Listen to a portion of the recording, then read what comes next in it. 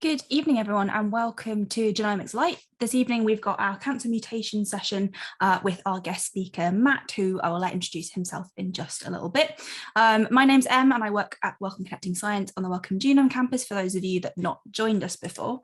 So I'll start with sort of our housekeeping bits about the webinar first before handing over to Matt. So firstly and importantly, all of the sessions that we host here are to help everyone explore what genomics means for our lives and also in terms of our studies. So we invite you to ask questions this evening about the research and the career aspects as well, but we ask that you do so respectfully, and I'll be moderating the platform this evening to make sure it's safe and inclusive for everyone on the call. In case you've not used webinar before, it's a little bit different from a normal Zoom. So obviously you can't use your cameras or your microphones this evening. So if you need to get in touch with us, you can use the chat box or you can use the Q&A. At points throughout the talk, there'll be questions that we ask to you that we want your ideas on. So stick those in the chat box. And if you have questions for Matthew, then stick those in the Q&A, and we've got time for a sort of Q&A session at the end of the talk. If you'd like to use closed captions this evening to sort of help keep up with the session, you can click the little CC box, and you can also move the captions around the screen so that they're never like in the way of the presentation. If you don't want them, you can also get rid of them. They're just there if you'd like them. We'll also be using polls this evening, which means that they'll jump up onto your screen and ask you a multiple choice question. Sometimes if you're on a tablet or a mobile, the polls are a little bit difficult to find. So again, stick any ideas in the chat box if the polls aren't working for you. So this is where me and Matthew are joining you from this evening. I'm actually at home, but Matthew is in his office, you can see, which is exciting. So we're based at the Wellcome Genome campus, just south of Cambridge, and we're home to the Wellcome Sang Institute, which does a variety of wet lab and informatics work.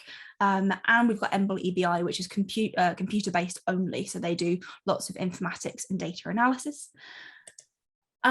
To accompany this session this evening, if you want to learn more about cancer research and how that sort of stuff works, we've got a resource pack that's on our website and will also be emailed to you via Eventbrite with sort of videos and other links that you can like read up on more if you're sort of super interested in this topic. And lastly, for me, if we got any teachers or educators, STEM ambassadors, science communicators in the room this evening, we are launching a Genomics for Educators course pitched for teachers and people that teach genomics. So if you're interested in that, I will stick a link in the chat box in just a second, but that is free online starting next week that you can do in your own time. So this evening, sorry, I've left the home there from last time. We'll hear from Matt on his career and about mutations, cancer and CRISPR. We'll then have a Q&A session and we'll wrap up by 5:45. The session's being recorded, so if you miss any or need to leave early, you can catch up later, so no worries about that. That is all of my stuff out the way. So I will stop sharing and I will hand over to Matt to talk about cancer research. Thanks very much, Em, and hello everyone. I'll just share my slides. Okay, yeah, good evening, everyone. Yeah, my name's Matt Quaylo. As Em said, I'm working at the Wellcome Sanger Institute in Cambridge. And today I'll talk to you about genomics, specifically focused on cancer research. And the title is Cancer Gene Editing. This is a nice picture of where we work on a sunny day. And a little bit about me, my history. So I did science at A levels. I did biology, chemistry, physics, and maths. And then I went to actually studied here in Cambridge, doing natural sciences. And then after that, I went on to do a PhD at the Francis Crick Institute in London. And that was on cancer research and cancer signaling and the immune system. And then more recently, I did a short postdoc at AstraZeneca, a pharmaceutical company, when I worked on Crispr Technologies, which you might have heard about, which is kind of a gene editing technology. And now recently, this brought me to the Wellcome Sanger Institute back in academia, where we're looking at genomics with a focus on cancer. And that's what I'll be talking to you about now. So really today we're talking about what mutations are and how they affect diseases and why they're important, why we're interested in mutations.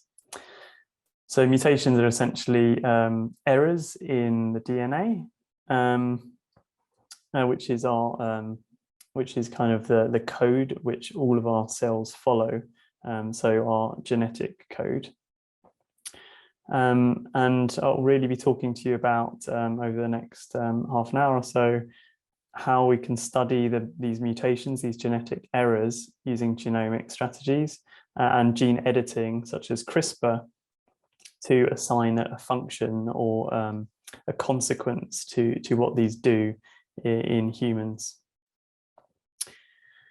So taking a step back then, I'm sure many of you have heard of DNA. This is the instruction manual of the cell. So each of our cells have, apart from the germ cells, have exactly the same instruction manual, exactly the same DNA sequence in all of our cells, and the different cells are just a different expression of that instruction booklet. So this needs to be faithfully copied in DNA replication, and occasionally there'll be some mistakes because about 3 billion of these letters which make up the whole instruction manual, and occasionally there are errors. This is very important for the natural evolution of species, for example. You can see that there's some variation is necessary, but it also can lead to diseases. And one of the diseases which we're interested in, which has a very big genetic basis driven by these mutations, is cancer as we age. So this whole sequence of letters, A's, C's, T's, and G's, these 4 nucleotide bases, they encode the instruction manual. And you can imagine, because there's 4 and there's 4 bases and there's 3 billion letters, they're quite a complex amount of information that you can encode. And altogether, this is called our genome, and hence the phrase genomics, because this is essentially the study of the genome. And I'm sitting in an institute which actually published the human genome. So it's kind of this is obviously what the Sanger Institute is all about, not only sequencing, so reading that genome, but also understanding its function in health and disease. So there's a little bit of the introduction. Now, to directly get you involved, talked about how much information there is in each cell of our body, in the DNA, in the nucleus.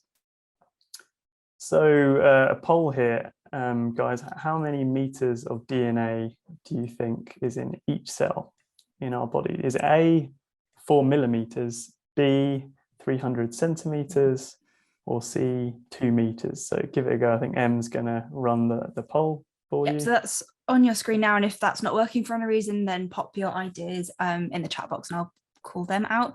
So far, no answers for 4 millimeters, and a split between the other two. So we'll give it another few seconds. Awesome. That looks like most people have voted, and we've got most answers for 2 meters, but a lot of answers for 300 centimeters. So pretty split between those two bigger sizes. Okay. Yeah. 2 meters is certainly taller than I am, so it's hard to imagine, but very good guessing. It's indeed 2 meters, and so it's this huge amount of DNA. And actually, if you take that into consideration, unfold the DNA from a cell, for example, and take all of your cells together, all of your DNA would stretch to the moon and back about 1,500 times or so. So yeah, that's kind of, if you can get your head around that kind of figure. So it's all compacted down into the nucleus and packaged very well. But I hope that gives you the idea of how complex all this information is and how difficult it is to get it 100% right every single time. Okay, so these mutations I've introduced are a mistake in the DNA, and they can just be intrinsically through DNA replication, so it happened spontaneously, and also from external factors such as UV light. That's why you put suntan lotion on, for example, and also from things like smoking, which we know to be mutagenic. So, for example, in this case, these A, C, T's and G's, in this bit of DNA I've written down here, we have a G to an A. So this could be a mutation we pick up, which could lead to no effect at all, or it could actually be in an important part of the gene, perhaps coding for a protein, which is related to an important pathway in cell signaling, and that might actually cause diseases such as cancer, if not corrected. So what does DNA actually look like? So on the right here is kind of a molecular model of the double helix, and then each of these A's and T's are joined up through hydrogen bonding, and each of the C's and G's are also opposite each other and joined by 3 hydrogen bonds. And actually we can visualize it in the lab. So this is actually some of my experimental data on the left. So this is actually something I took a couple months back. And what we can do is actually visualize these bands, they're called, of DNA. So you can see here, you can see my cursor, M. Can you see the cursor? I don't know. Yeah, sure, great. So these bands are actually bits of DNA of a certain length, and we can visualize them using chemicals and UV light, actually. So this is one way, actually, we take these microscopic molecules, lots of them, and actually can visualize them in the laboratory. And so we look for mutations through something called DNA sequencing, which the Sanger Institute is worldwide renowned for. But back to basics, this is kind of where most of our molecular biology is performed. So actually, if you were to come into the Sanger Institute, into the laboratories, a lot of them look like this. So this is where I've been working today. We kind of move liquids over using pipettes, where we can measure small volumes of, for example, DNA solution. And then we can run those types of analysis of the DNA on the gel. So yeah, these are, for example, a little centrifuge, vortex, which we use to mix liquids together. And these are the tips we use to move liquids from tube to tube.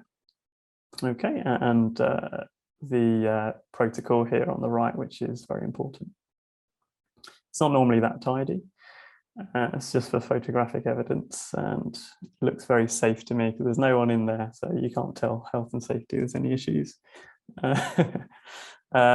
Joking aside, so there are 3 billion people on Earth, and so if there's so many people, and I've just told you that mutations are prevalent throughout our genomes, through our DNA, it's actually estimated that every mutation that's tolerated, so not detrimental to life, is present somewhere in the human population. So we haven't sequenced DNA from vast numbers of human beings until recently. So these are huge efforts to actually look at the genomes of thousands of people. They've only been actually feasible financially and with the technology until recently. And so we're actually starting to pick up these, but there's huge populations that we haven't really even started to look at yet. So really we have to look at that in the laboratory using experimental systems to look at the mutation and its function. And that's where gene editing comes in, and I'll get to that in a moment. Okay, so I'd like to take the opportunity to pause there briefly and refocus and actually take any short questions that you have at the moment so far on what I've said.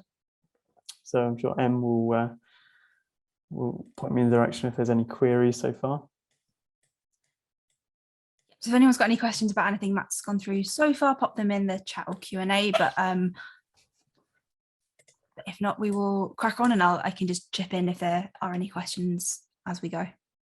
Okay, yeah, I'll try and keep it informal. So if there is anything as we go, more than happy to take a question. Awesome.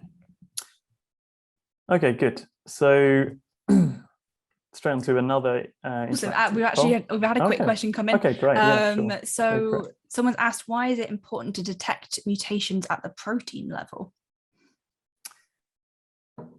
Yeah, so that's a great question. Thank you. And so there's lots of most of the DNA in our genome is actually what we call non-coding. So it doesn't actually make proteins. It's a lot of it's junk DNA, which I don't have time to. Well, maybe we can talk about that at the end, but I don't want to deviate too much. But a lot of it doesn't code for proteins, and proteins really are the machinery which makes the cell do what it does. So if it's a disease-associated mutation, it's very, very likely to be causing a protein change. Okay, so it's very, very likely to change the function of a protein, and that might be by changing one amino acid, for example, or causing a protein to be shorter than it should be, and therefore not working properly or working too much, hyperactivation. So very rarely are there disease-causing mutations in non-coding regions, but there are exceptions to that. Yeah, there are exceptions to that, but yeah, that's why we're very interested in looking at protein coding regions first and foremost. Awesome, thank you. Okay, great. Are mutations always bad? Okay, so this is a question for you guys. A, yes. B, no. And C, maybe. Okay, so I'll just let you take time to fill in the poll.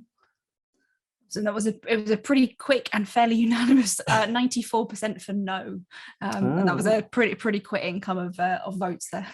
Excellent. Okay, great. Yeah, I see that's correct. I might have given it away in my prelude by saying that, you know, evolution kind of depends on some degree of genetic variation, and yeah, I guess we've seen how some viruses can change over time and actually pick up new traits, and that's you know, evolution in action on a viral genome. And also the same thing happens in humans and other species as well. But we're really interested in disease-associated mutations where they're detrimental, either through, you know, hereditary diseases or cancers. So yeah, so yeah, okay, so I think I'm going to skip that one because I think I've gone through it very beforehand. But yeah, sorry. We can still ask it because there might be other things that people think of. So yeah, let's brainstorm. So mutation is a mistake in the DNA sequence.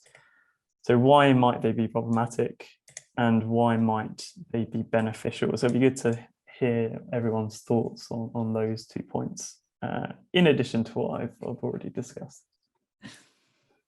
Yeah, so any ideas, pop them in the chat box or Q&A, and I will read them out in a second. Great, thanks. I think I've been subject to, normally I see the next slide coming up. Today I don't see the next slide coming up. I don't want to give the answers to too many questions in advance, otherwise I make it too easy for everyone. So one idea for beneficial is it might cause an advantation which will allow them to be positive selected in natural selection. So yeah, that's sort of, I guess, a mechanism. It might be bad for antibiotic resistance. That's a good sort of causal link.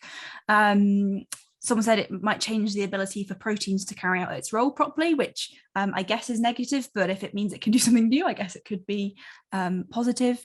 A benefit is it increases genetic variation, can help organisms adapt to their environment. What else have we got? Could prevent essential proteins doing essential jobs. Yeah, lots around sort of proteins not being able to do their jobs properly is a sort of a popular problem, or I guess not a popular, a common problem, not a popular one. Awesome. That's fascinating. Yeah, thank you. I think the antibiotic resistance point is kind of hits many aspects, because it's a bad thing for disease, you know, obviously for humanity, but also for the bacterium. It's you know, evolution there, so it's kind of adapting to its environment and can proliferate in the presence of the antibiotic.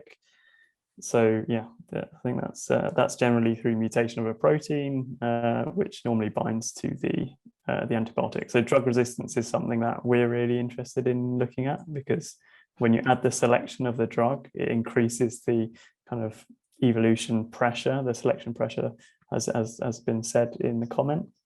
And that happens in cancer treatment as well as in antibiotic selection with bacteria.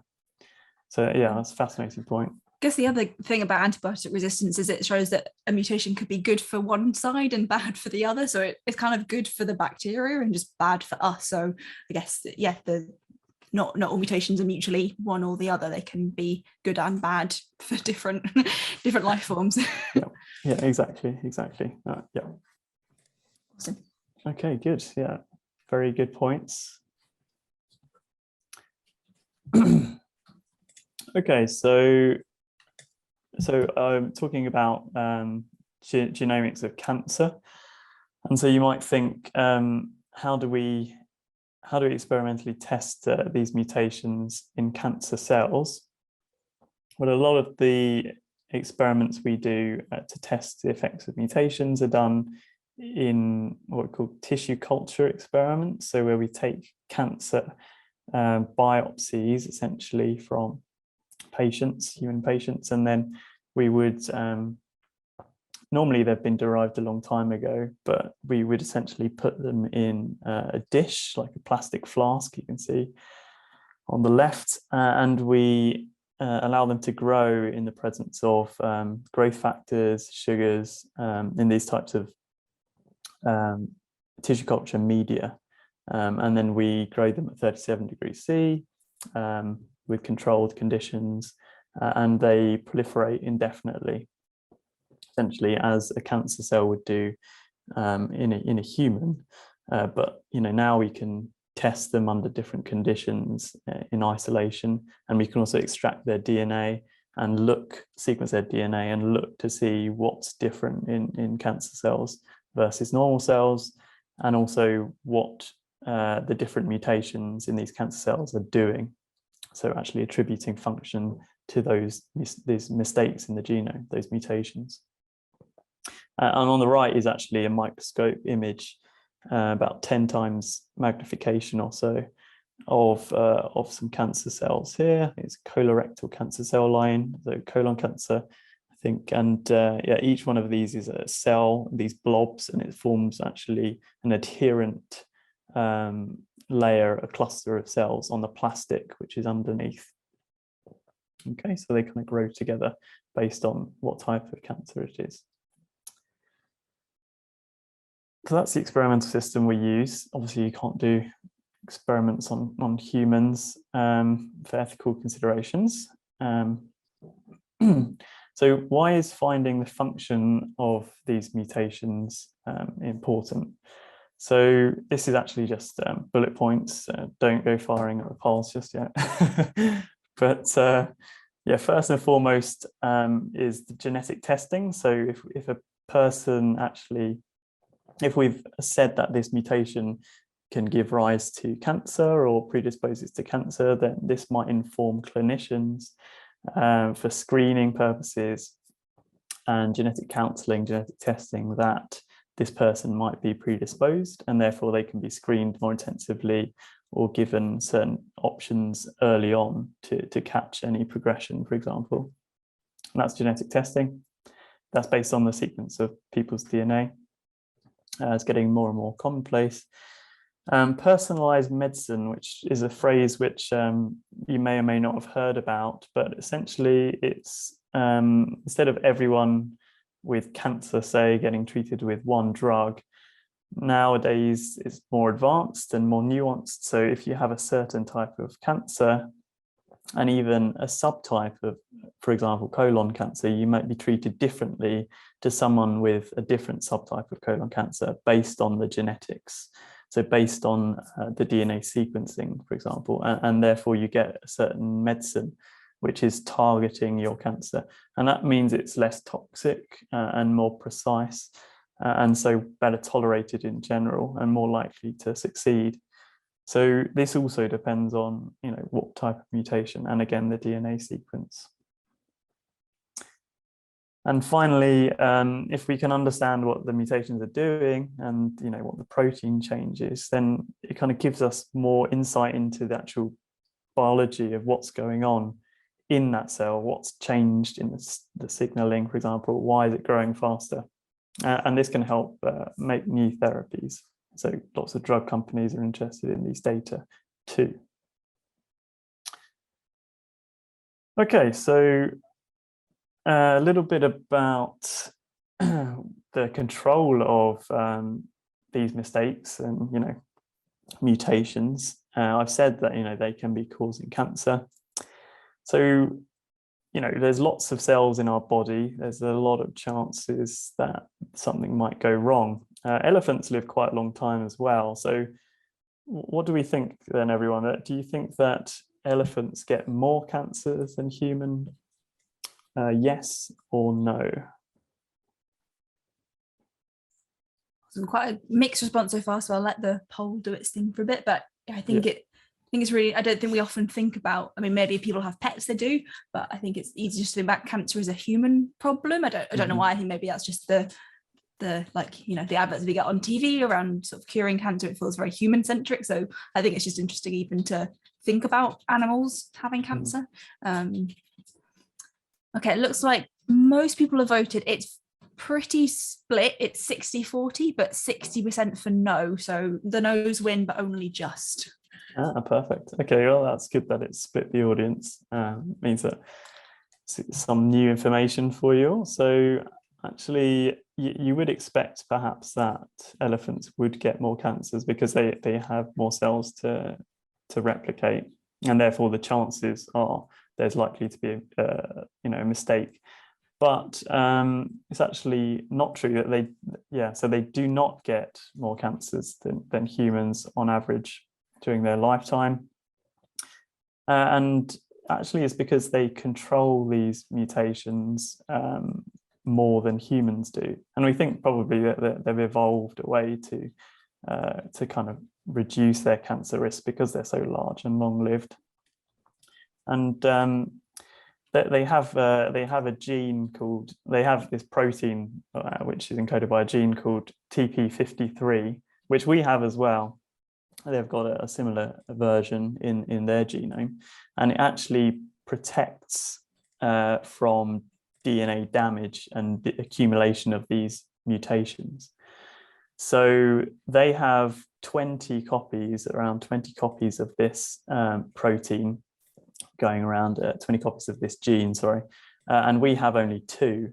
And so they've kind of supercharged this protection mechanism against mutations over their lifetime, and we're much more likely to have those 2 inactivated during the course of our lifetime in at least one cell, whereas it's very, very unlikely that all 20 of their copies would go wrong.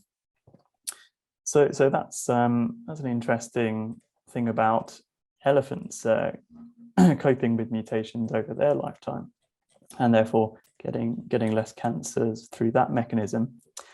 But what's really interesting related to the animal kingdom coming out of the Sanger Institute recently, so there's a Nature paper, which is a very famous journal, only a couple of months ago, from the cancer group in the Sanger Institute. And they actually looked at the number of mutations, the number of actual changes and mistakes in the genome accumulating over the lifetime of humans and all other sorts of mammals, and found actually that, for example, humans and all animals actually accumulate more mutations as we age. As we get older, we just accumulate lots of these mistakes. And so it actually might underlie aging. But what was a fascinating thing is that actually, if you look at the number of mutations in the genome at about the end of life, so for example, 80 years old roughly, in a human as an expected life expectancy, it's very similar across the board, even if you're a mouse, for example, or a dog, even though you live much shorter lifetime if you're a dog. So this is kind of an interesting thing, which might be related to the set number of mutations we can have until we become too aged, and may cause the limit of our lifespan potentially, although this is just a hypothesis. Very interesting data, and indeed the lifespan is correlating with the rate of mutations, as you'd expect.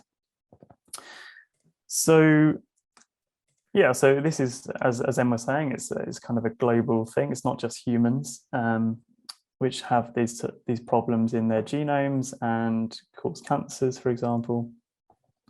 So the DNA is the instruction booklet of our cells, and sometimes it goes wrong, for example, in cancer. And really the biggest challenge is to figure out what these letter changes mean in disease and for cancer, so the function of those. And as I said briefly before, and was brought up by the group with the resistance to antibiotics, drug resistance is driven by mutation of the drug target, for example. So it no longer binds to the proteins. And that's been seen in cancer as well.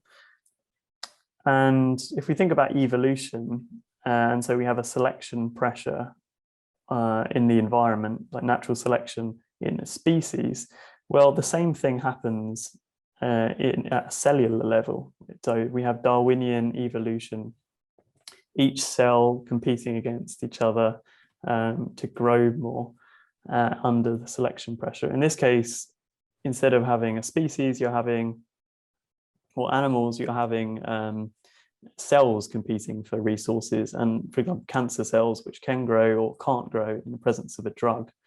And therefore we get outgrowth of the ones which can proliferate in the presence of a drug.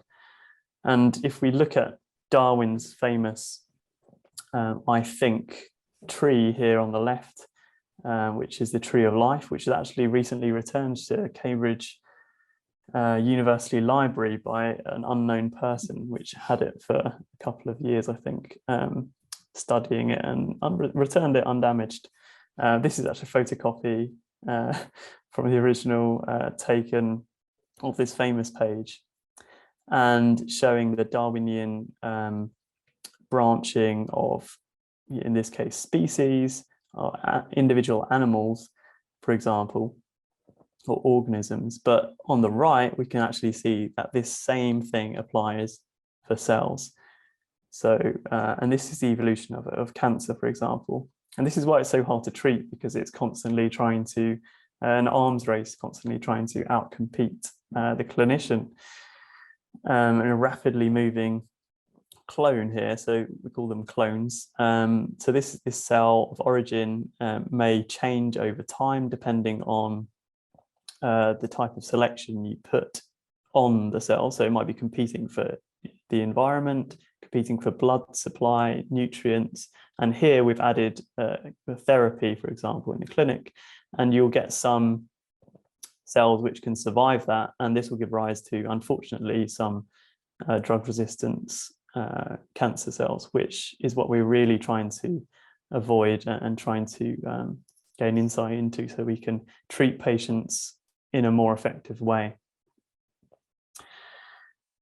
And the way we can look at what the mutations do is using CRISPR. So I think many of you may have heard of Crispr technology. It essentially makes in our cell culture, which I showed you, it makes these DNA changes on purpose, so we can program them in and then see what happens to the cells. So essentially, it's like a molecular scissors. It cuts the DNA, and we can engineer in different letters, different mutations to see what they do. Then we test the effects in the lab. So you may have heard more recently then that this actually won the Nobel Prize. That's why you've seen it in the news, for example. So Emmanuelle Charpentier and Jennifer Doudna shared the prize on CRISPR-Cas9, but there's, it's been rapidly moving since the first description, including for therapeutic applications in humans as well. But today I'll talk to you about just briefly about how we use it to study the effects of these mutations in cancer. So CRISPR-Cas9, this is actually a protein structure of the molecular scissors, this Cas9 protein. And essentially we can program it to anywhere in the genome, anywhere in the DNA to make a change based on this molecule here called a guide RNA. And this, when complementary to so it'll scan the genome looking for a place to bind, and this guide RNA will actually show it where we've programmed it to bind, and it will sit there and it will make the change. It will make a double-stranded cut in the DNA helix, and that's how we can actually precisely engineer a mutation. Simply done. So yeah, it's kind of clamping onto the DNA. This is helping the search along the DNA in our genome, and the DNA is shown in blue there. Okay. So I hope, so I'll show you now, I'll show you a brief video about how CRISPR is working and how we can actually make it more specific. So this is some of the work I did during my postdoc at AstraZeneca. And yeah, if you have any questions at the end, I think we're coming to the end of the talk, that we can discuss that a little bit more. But essentially, this CRISPR machinery also makes mistakes. So it can also bind to places where it's not supposed to bind. And this is actually really bad news for our experiments, but also bad news if we want to use it in a therapy as a medicine to correct any genetic diseases, which is a very exciting application if we can correct the mistakes which have been made throughout our lifetime. So the work that I'm about to show you here is in this video is to try and increase the precision of this Cas9 gene editing technology. So AstraZeneca made a very fancy video, which I didn't have the skills to do. But so essentially this, as I said, the Cas9 makes a cut where we want it to be programmed here. Unfortunately, it also makes cuts elsewhere because this is an imperfect mechanism. So what we did was actually protect those sites, these off targets, unwanted sites, using an inactive Cas9. So we can gene edit in areas which we do want to make the change and protect those sites which were unwantedly edited before. So yeah, this is kind of helping us to make it a more precise technology, make the mutations we want without affecting other sites in the genome. So it gives us more confidence about what we've done in our experiment, but also good for therapeutic applications as well. So yeah, I think we're just summarizing now. So wrapping up for the Q&A session. But I hope I've shown you today that how CRISPR-Cas9 works and can also be error prone as well in itself, and how we're using this technology, this gene editing, to actually introduce what the mutations are we find in cancers, and then just finding out what they're doing in the dish as well, in the laboratory. So I hope to have a nice discussion with you after this. Thank you all for listening. It's been a great pleasure talking about my work today.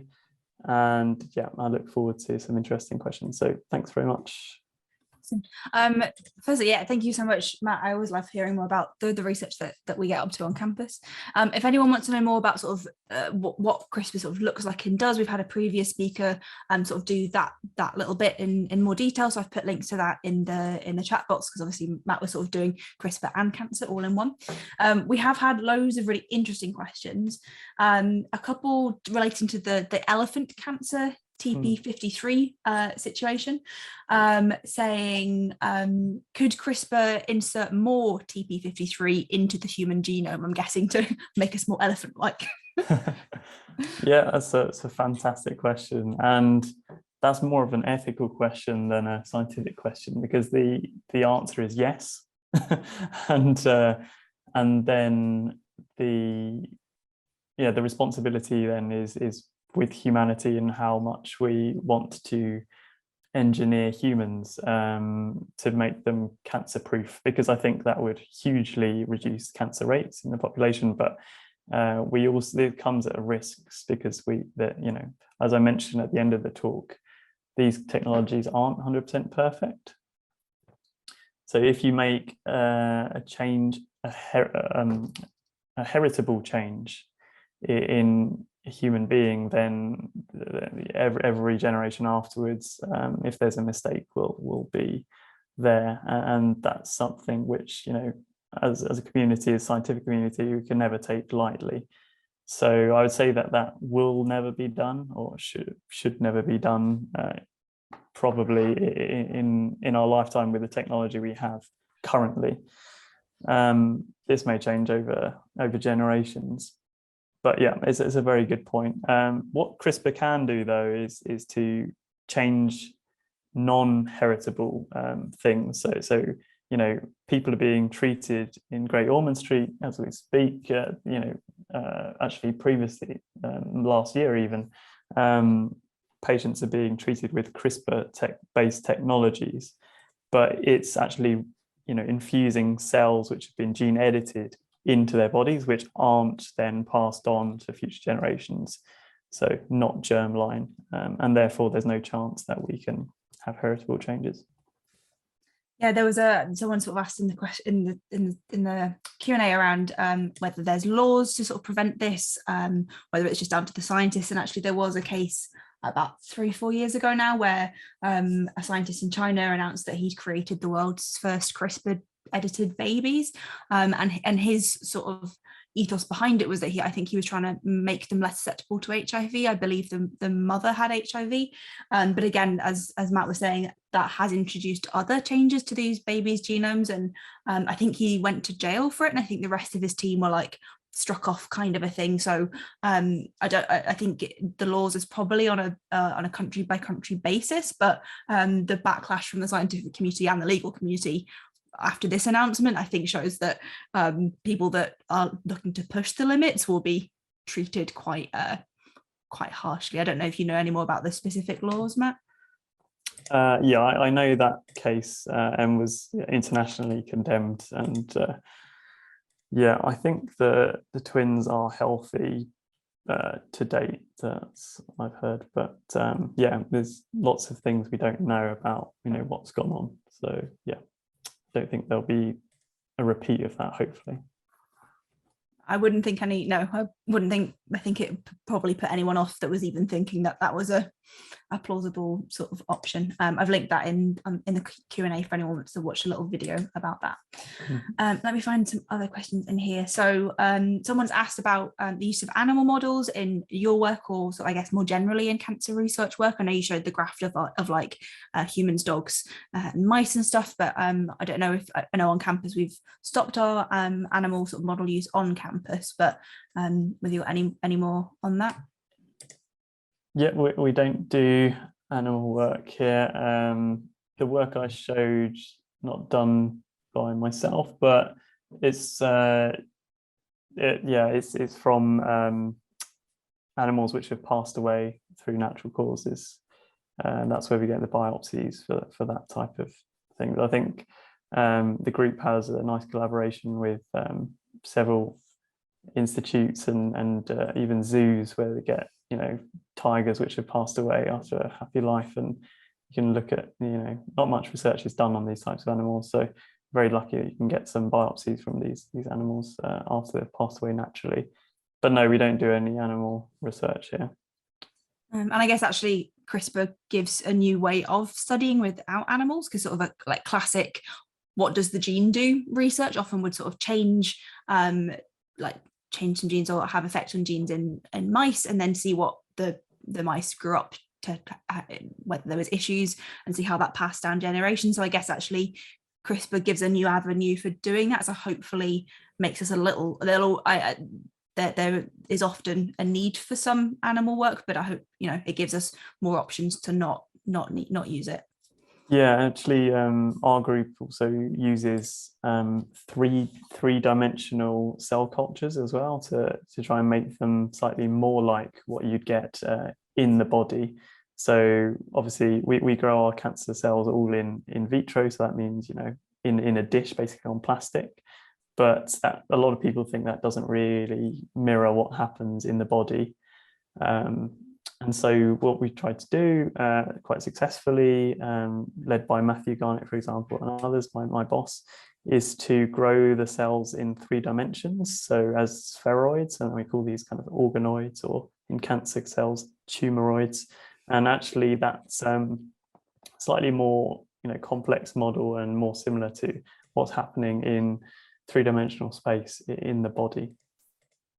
So that might be a bit more close to what happens, without doing any animal research, for example. So that's a good kind of replacement, or the 3 R's replacement, of animals in research. There's a couple sort of questions around like mutations themselves. A really nice one asking, do mutations sort of occur randomly across the genome, or are they more likely in certain areas? Yes, that's a really good question. So actually throughout evolution, there's more random mutations in bits of the genome which don't do anything because it's less likely that they'll be detrimental. So you'll find actually that lots of non-coding DNA, which means that it doesn't make proteins, is less conserved, so it changes more over time and between species than bits which are really important, like bits that make protein. So they change much more frequently, and that's probably because those changes are tolerated because it doesn't really do anything. And then getting into the nitty-gritty, there are some modes of mutation which actually more likely to occur on single-stranded DNA, and that happens on really highly expressed genes. So you get lots of C to T mutations in highly expressed genes near promoters, but that's going into a lot of detail. So yeah, there are some patterns actually which are mutation specific, but broadly it's in the non-coding regions. Awesome. And actually, a previous talk that we had, I'll put the link for this in the chat box for anyone that wants to go back to it. We looked at how proteins evolve because of exactly that they'll randomly change in the non-coding region to sometimes make us a new protein. So if anyone wants to catch up on that. Let me have a look for other ones. So there was a really nice one around if we were going to use CRISPR as like a therapeutic. If most cancers have different genomes to each other, would CRISPR-Cas9 treatments have to be specific to each patient and each cancer? Yeah, that's a really good question. And yeah, to a degree, yes, because if we do gene editing, we actually need a certain amount of information based on the person's genome, because everyone has a few different bases here and there, single nucleotide changes between me and M, for example. There'll be quite a few different single nucleotide changes, so the CRISPR therapy might work on M but not on me, for example. But actually most of the CRISPR based technologies which are being performed for therapy at the moment are kind of immunotherapy type things. So what happens is, for cancer at least, the most successful one is taking out T cells from a patient, putting them into a dish, growing them, and then actually using CRISPR to introduce T cell receptors and change other things, which make them much more good at tracking down cancer cells and killing them. And then they reinfuse that back into the same patient, so there's no kind of allograft rejection. And these T cells now, which are gene edited, go and track down the cancer cells, normally leukemias, and kill them. So that's the most successful one for cancer so far, and that would work for across the board if you had, across different individuals, for example. Yeah. Awesome. So it's sort of like almost, giving our little immune system a little boost via CRISPR rather than sort of in a different mechanism. Yeah. We've got a couple of other really interesting ones. So this one came in as you were sort of talking about evolution and how, we need mutations even though they can end up being cancerous. So someone's asked, do you think that an increase in cancer is correlated to increased mutation rates? So I think, cancer creating, I guess, more mutations elsewhere. And why has evolution not been able to counteract cancer? Yeah, that's a great question. So first point, yes, so increased mutation rates do lead to higher rates of cancer. So for example, we have a really good mechanism of repairing mutations called DNA damage repair. So, we, bugs, and all forms of life really have DNA repair machinery. So if a mistake happens, it gets repaired. And sometimes people have defects in those types of pathways and they get more cancers because they accumulate more mutations. So there's things called there's a disease called Lynch syndrome, where you're more likely to get cancers because you don't repair your mutations as much from birth. And the second part of the question is, why haven't we evolved to get rid of the cancers? Really, it's probably because we get cancers as we age, and we're old enough to reproduce before it becomes a proper selective pressure. If we were to get cancers before we reached reproductive age, it would become an issue, and therefore it'd be selected against. But it's not selected against because most people reproduce before they reach the age of 60, where the prevalence of cancer goes up. So that's my hypothesis. I've got not much evidence to back that up, but it's my thinking. And I guess, a lot of that also comes back to the fact that we need some level of mutation. So even if evolution, work towards lowering the mutation rate, then that's, as we saw earlier, that's not necessarily a good thing. So I guess it's also that there's no easy way to stop cancer from evolution's perspective. It can't just stop all mutations because that would be really bad as well. So I guess there's no easy win there. I think this question links to when you were saying about using CRISPR on T cells. Someone's asked, would the CRISPR edited reinfused T cells proliferate in the body, or would they just sort of naturally die off and you'd have to sort of repeat it?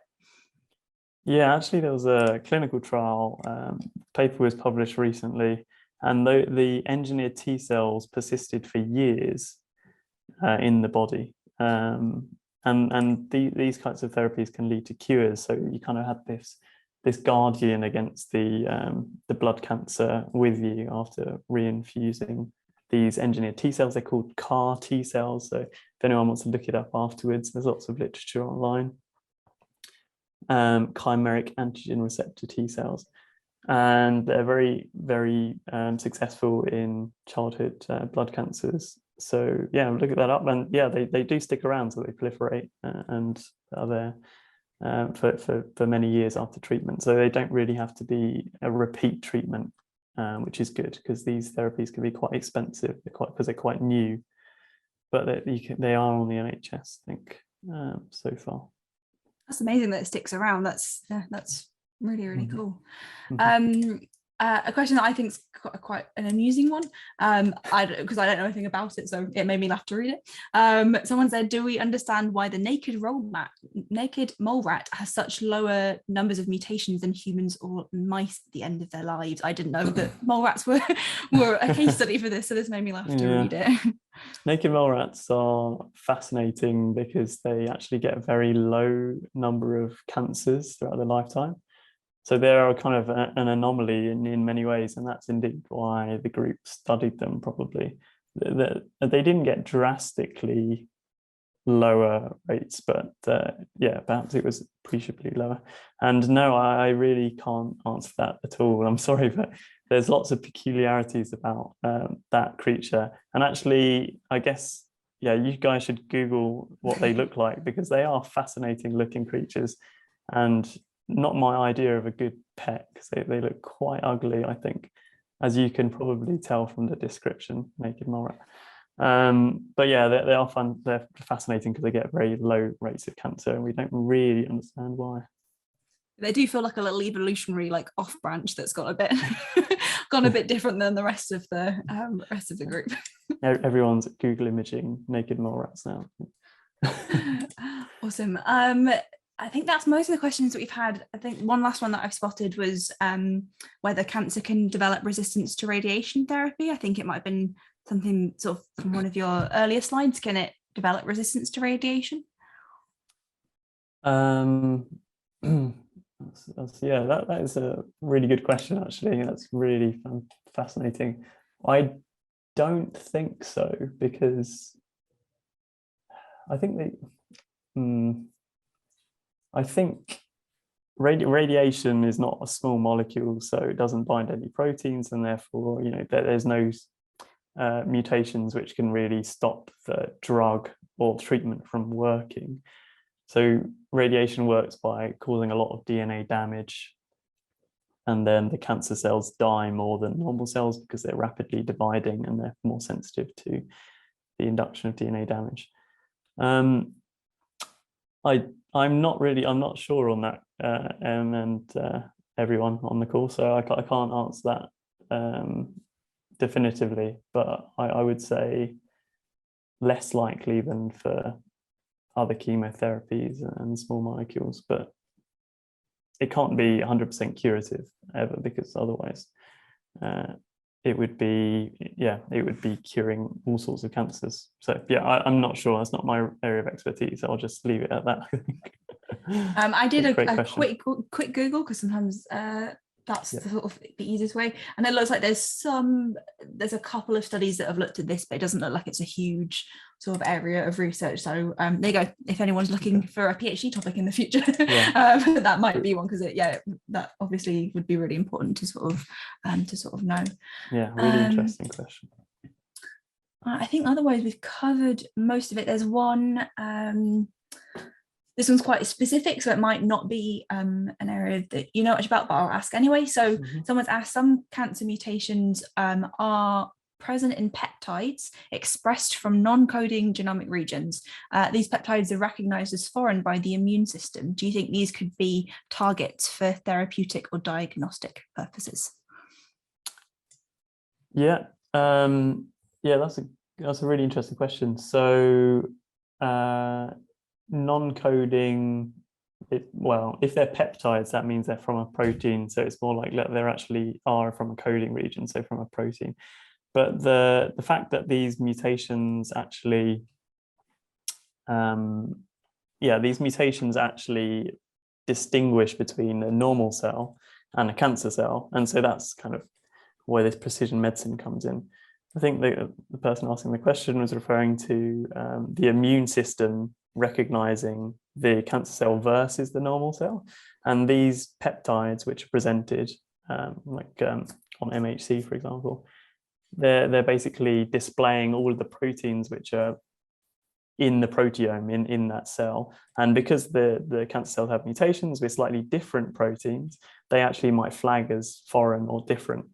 And so this is a very interesting avenue for therapy, and the person who asked the question is very right in that. And there's cancer vaccines which specifically target the mutations which are found in the cancer. So these are personalized therapies. So they'll sequence the DNA from the tumor and they'll make a peptide vaccine, for example, based on that patient's cancer, inject them with a vaccine to stimulate the immune response against that mutation. And so this is really impressive work. And in fact, a guy called Ugur Sahin, which grew to fame from the Pfizer coronavirus vaccine, actually worked on that type of therapy before coronavirus. So BioNTech actually has got lots of these types of cancer vaccines based on that technology. So it's a great question again. And I'm surprised you guys aren't, doing, I don't know, PhD at least with that kind of level of knowledge. It's very interesting. There we go. We've identified another PhD topic for someone to go off and research. Yeah, I think cancer vaccines are an amazing sort of, hopeful next step. But then CRISPR is also, I guess, another great tool. So hopefully, I get asked all the time, like, when will they be a cure for cancer? And I guess the answer, I'll let you answer it, but there's probably never. But at least we've got extra options now. Yeah. Yes. Yeah, I do get asked that question a lot as well. Or from some people who know what I do for a living, is like, have you done it yet?